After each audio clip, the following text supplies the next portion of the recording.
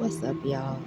So, uh, yeah, I think today's just gonna be a message day. So, I know that my spiritual community has already been picking up on these messages, so I'm kind of like a day behind, but that's fine because, like I said in my other videos, I've been sitting minding my business, doing the things that I need to do, even though I've been having energies come up against me, come into my mind, and try to get me to think about things and, try to make me feel bad and feel sad, but it didn't prosper. So, no weapon formed against me shall prosper. Amen. Ashe. Um, so as I'm, going through my mailbox, because that's what I'm gonna call it now, because I'm, all of these energies, they come to me, but they stop at my mailbox, y'all. So just slip it in the mailbox and I'll open it later. So today is mail day. That's what we're gonna say. Message. Today is mail day, so we are popping open all of the spiritual mail today, and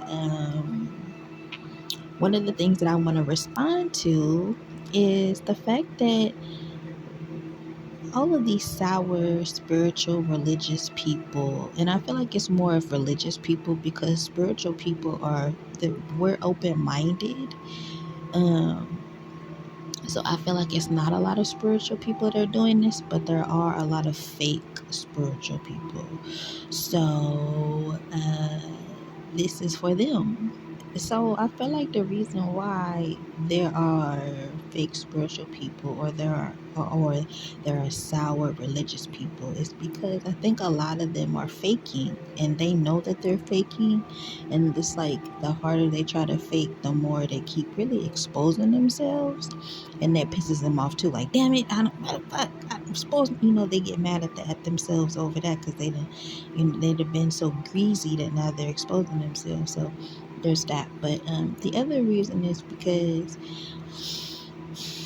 they've either been bred or groomed to only go to God about their problems, which is nothing is wrong with that because that is what we're supposed to do. So I'm not saying don't go to God for your problems. But what I am about to say is something that I don't think a lot of those sour people think about, or maybe they do and they just can't get to it. So, what I mean by that is there are sour religious spiritual people in this world who use, you know, religious acts or spiritual acts in order to cover up who they really are, to cover up their own problems, to be able to not have people read them but always read other people, even though they always get their reads wrong. And these people are they're using this cloak, but where they really should be at is in a therapist's office. That's really where they should be at. They should be somewhere in therapy, speaking about all of their past, their trials, their tribulations, their trauma, and getting that out, opening up that box of what we call our mind. You know, I'm not sure if everybody knows this, but one of the ways to open up your chakras, which is your nervous system, your core system, which is where your spirit lies, which is your soul. Your chakras are your soul. If no one has explained that to you, so you can understand what they truly are, your chakras is nothing more but your nervous system. It's your soul. That's where your soul lies, right there in the middle of you, from your head way down to your buttocks area. Okay. And there's other chakras too, so it's not just those main chakras. There's tons of chakras, but we're gonna focus on the main ones right now. So when you go to therapy opens up some of these chakras. What they do is they open up your crown chakra, which is your mind, your brain. It opens up your third eye, which is your intuitiveness, which is where it's a deeper, your third eye is a deeper level of your intuition. And then it also opens up your heart chakra. Now your throat chakra is in there, but I feel like these negative Nancy's have already been using their throat chakra, so they know what that is. But it opens up the higher chakras, which I just mentioned, from the head, your crown, your third eye, and your heart. Those are in your throat. Those are all your higher self. And in spiritual world, we say the higher self, and that's where God sits. Because why would He want to sit in your lower self, which is where a lot of the negativity comes from. So the negative lower chakra, the lower chakras aren't negative, but that's where negativity sits, and it sits in your root chakra, it sits in your sacral chakra, and it sits in your solar plexus. The root chakra is responsible for your balance. The sacral chakra is where your creativity is at, and your solar plexus is where your main intuition is at, where your second gut, where your second brain is at, which is your gut. When you're traumatized, whatever, all of that stuff is discombobulated. And I know that when a lot of times people are trying to come out of that, they seek God, which is nothing is wrong with that. But at the same time, a lot of people aren't realizing that they're going to God, but they're also still holding the devil's hand. And I know a lot of people are like, well, isn't that how you let go of the devil's hands, by going to God? Yes, but you have people that are intentionally or unintentionally holding on to the devil's hand while still trying to seek God.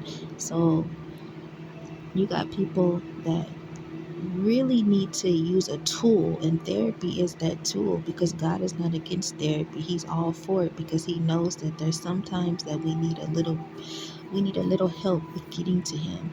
So it's kind of like that story in the Bible when they were like, God was sending, I forgot who it was, but He was sending the man all kinds of help.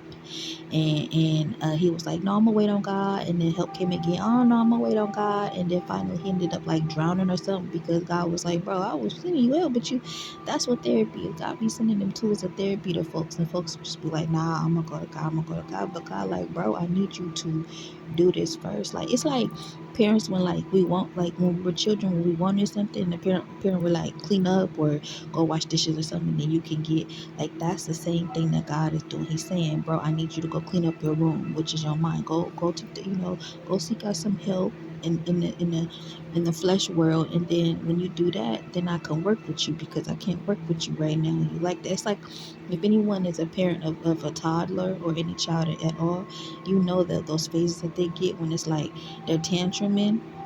You can't talk to a child when they're tantruming, which is why you just gotta let them tantrum, let it get it out, and come back to it later, because they're not gonna hear you. That's the same thing that God be going through with us when He be trying to tell us, look, bro, you need to go over there and handle that, and then come talk to me, because I can't deal with you like that right now.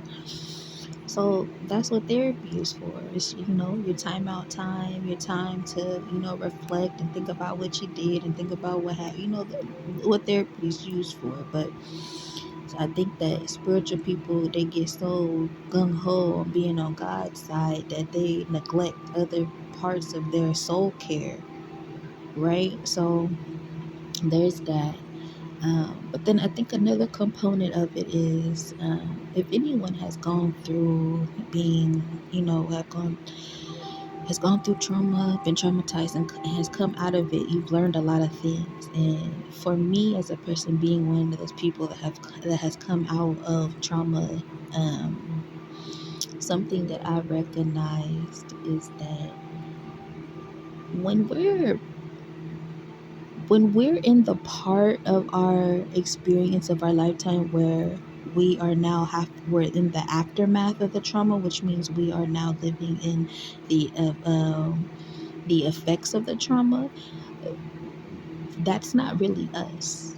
That is all of the trauma and the demons that were put into us, that is leading their life, which is why a person is full of trauma. They don't hear words of wisdom, they don't hear words of kindness, they don't do acts of kindness. All those things is because they're not driving themselves. Those demons are at the forefront now. It's kind of like, if I don't know if anyone's ever heard like the dark passenger stories or whatnot. That's what that is.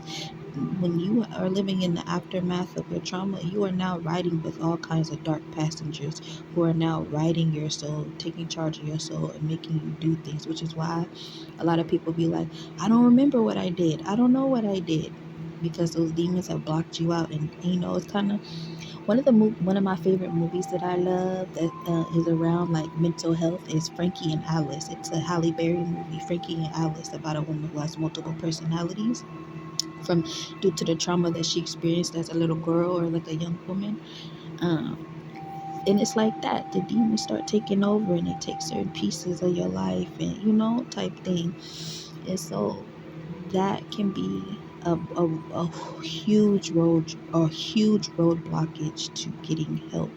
Now those individuals might seek out help, like that's when they go to the spiritual side, but you got to understand that demons are also spiritual too. So you got to be like, I don't I feel like sometimes demons will bring people to the church or bring people to the spiritual side or the religious side, but it's only so they can get this person to act up enough in the spiritual realm and the physical realm where they're just effed on both sides. That's what I believe. So if you are a person who's been hurt by someone or something else, and someone is trying to tell you that you need therapy or you should seek out therapy, maybe you should just start small. Uh, you know, write it out. This is why people say journal, make songs, make poetry, do what you got to do to get it out. It might not have to look like talking to someone, but you write a book, write a memoir, write, I don't know, a guide, Ned's classified survival guide. Like, I don't know, do something of the sort, but to stay in your negativity and try to push that onto others because you're sitting in it is not going to help you and it's not going to help anybody else. So stop seeing therapy as something that is for crazy people, because guess what? The people who are not seeking therapy are literally the crazy people. Those are the crazy people. The people who know that there's something wrong with them or know that they can be better, but they refuse to do better, those are the crazy ones. What do they call insanity? The people that keep doing the same thing over and over, but are expecting different results. That's called insanity. It's called crazy. That's called that don't make no sense. Can't get right. What is you doing? So I'm just use your tools, is what I'm saying.